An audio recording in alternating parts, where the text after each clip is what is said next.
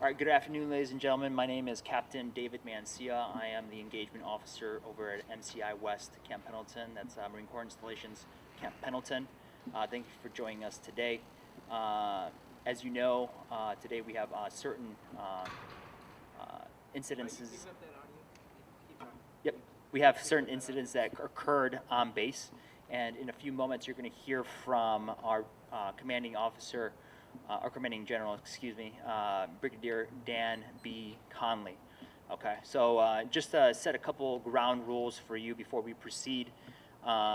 Please keep all questions within the scope of today's events. As you know, we have had a couple fires and a couple evacuations as to currently. So currently I'm tracking that we are going to have the CG walk out. He is going to give his statement. So this statement can be anywhere from 3 to 5 minutes long.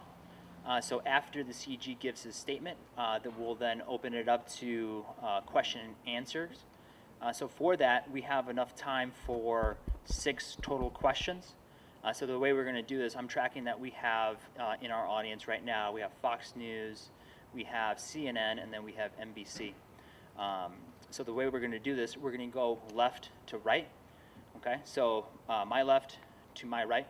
So we're going to start off with Fox News. You ask 2 questions, and then after your 2 questions, the CG will respond. And then after that, we'll transition over to Mr. Beard over with CNN. Again, you'll ask your 2 questions, and then he will respond. And then lastly, we'll transition over to NBC. You'll ask your 2 questions, he'll respond. And then if we have any time at the end, we'll go ahead and answer some follow-up questions. Again, ladies and gentlemen, if we don't have time to answer all questions, I'm your point of contact. Go ahead and feel free to send all additional queries my way.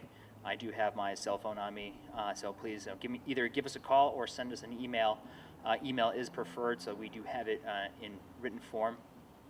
But we will receive your email, your queries, and we'll answer them accordingly. I also invite you to stay in tune and continue to monitor our social media pages, so our Twitter, Facebook, and Instagram pages.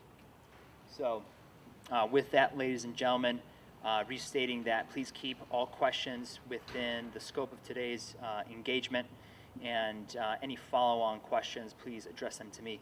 I'm going to keep a timer on just to make sure that we stay on track. I will annotate when we have time for one more question, so that's going to be with NBC, right? So after your 5th question, I'll just, hey, we got time for one more, and then go ahead and ask your last question, and then we'll kick it from there. Okay, so today we're just going to be hearing from the general. So he prefers to go by Dan Conley. So that's D-A-N, middle name B, Bravo, Conley. So that's C-O-N-L-E-Y. Okay. All right, ladies and gentlemen, so please stand by, and then we should be seeing the CG shortly. Thank you. Hey, do I have any questions? No, sir. No? Awesome. Thank you. All right, ladies and gentlemen, please stand by.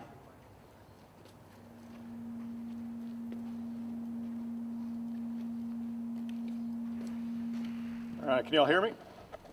Is that good? Okay. Good afternoon. I'm Dan Conley, Commanding General of Marine Corps Installations West and Marine Corps Base Camp Pendleton. Thank you for joining us this afternoon. At about 9 o'clock this morning, a suspected aerial drone was spotted in the vicinity of the Duluth housing area here aboard base.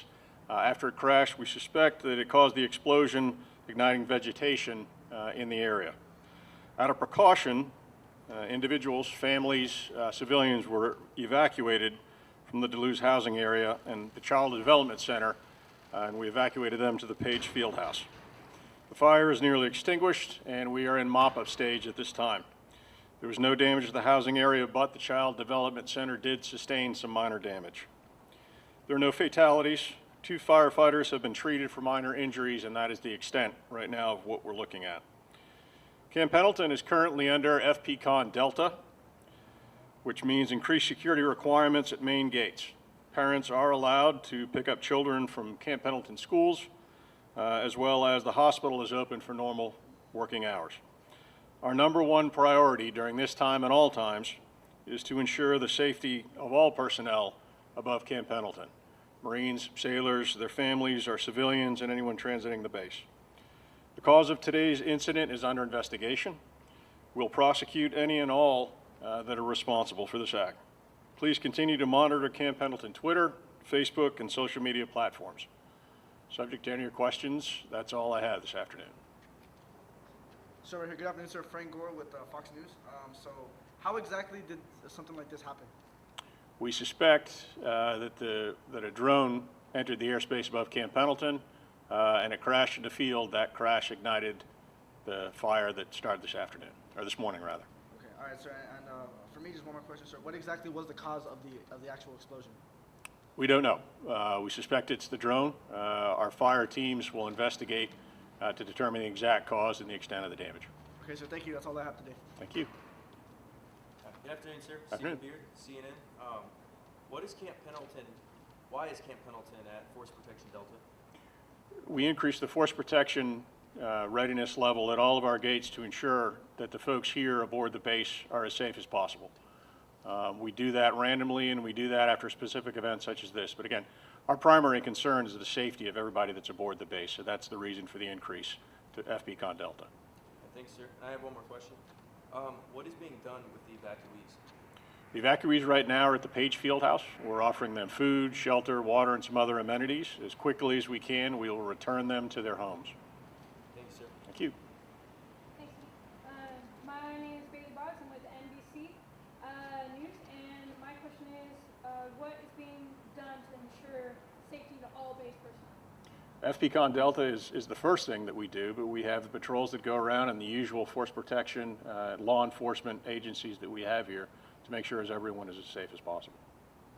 We have time for one more question, please. Just one more, sir. Any indication that this was a terrorist? Right now, we're still investigating. We have teams out looking at the site. We will work with law enforcement agencies aboard the base, as well as state, federal, and local agencies to determine whether or not this was any sort of terrorist act. Thank you. Trump's recent policies with us being pulled out of Syria, do you think that this attack was done in response to that? I think we're talking about something that's beyond what Camp Pendleton does. My concern right now is for the safety of everybody here aboard Camp Pendleton, so I can't really talk to how this may or may not be linked to any other issues. What else? Sir, I'm hearing reports of similar attacks over in Barstow. What can you tell us about that? I have a report that there was an incident at Barstow, but I don't know the specifics of it, so I don't want to lead anybody to a conclusion that these things may be linked. I would say right now that we'll continue to look at it as part of the MCI-West region. I will get updated briefs on that, and as soon as I know, we will put that information out. So there were individuals I heard were arrested.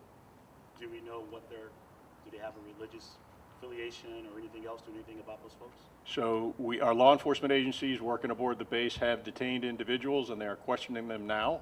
I think it would be premature to get into that until we can investigate more fully.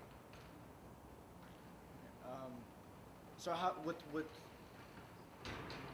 how restricted access is to the base, how is it exactly that a drone is able to enter a restricted airspace such as y'all's and just end up crashing without y'all even knowing about it until it happens? All right. So drones are proliferating.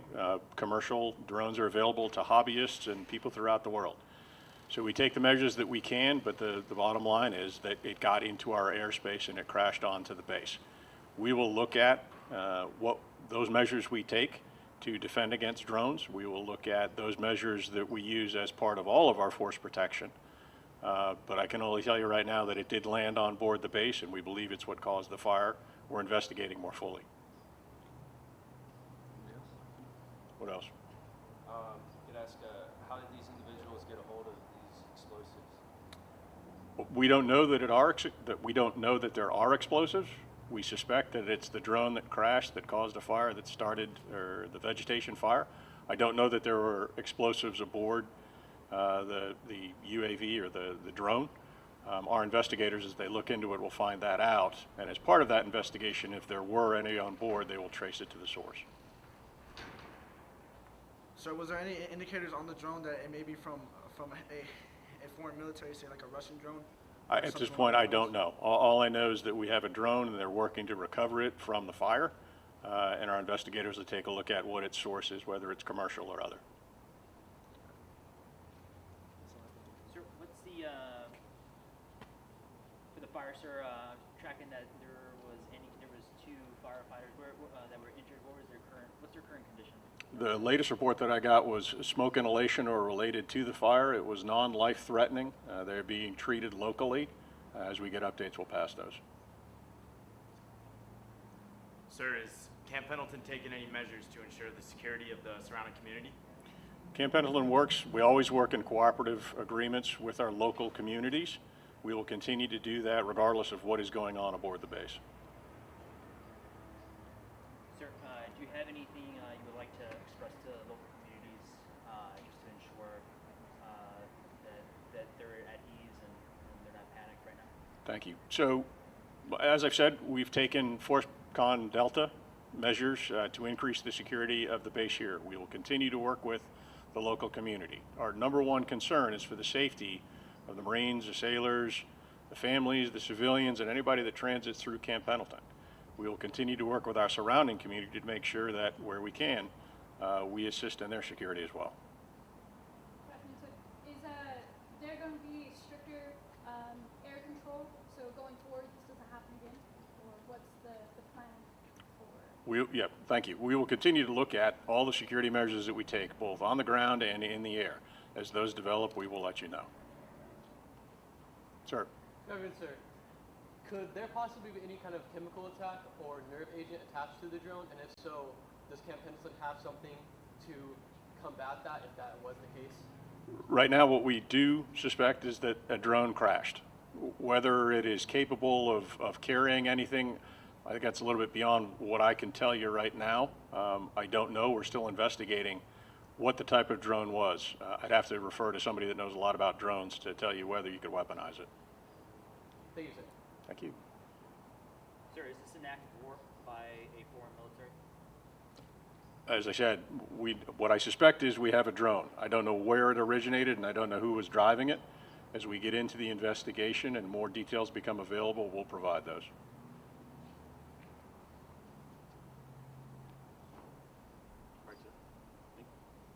No more stump the chump questions. Y'all want to get in on this? No, sir. Okay. Same for the view. Excellent. I got a question, Sir. sir. Do you think this has anything to do with the ongoing one-map deployment policies? I don't know. Again, I think that's a little bit outside the scope of this. My job here is to make sure that the base, the people that live and work here are as secure as possible. What someone's motivations may be, I can't speak to that. Another question, sir. We've also heard that there's possible cyber attacks on military installations out here. Do you think those things have anything to do with each other? I think we always have to be vigilant when it comes to cyber. As part of our FP-Con Delta procedures, we include cyber hygiene, if you will, to make sure that the base is as well defended as it can be, so that we can continue to communicate on all the networks that we have. What else? Okay. Well, thank you very much.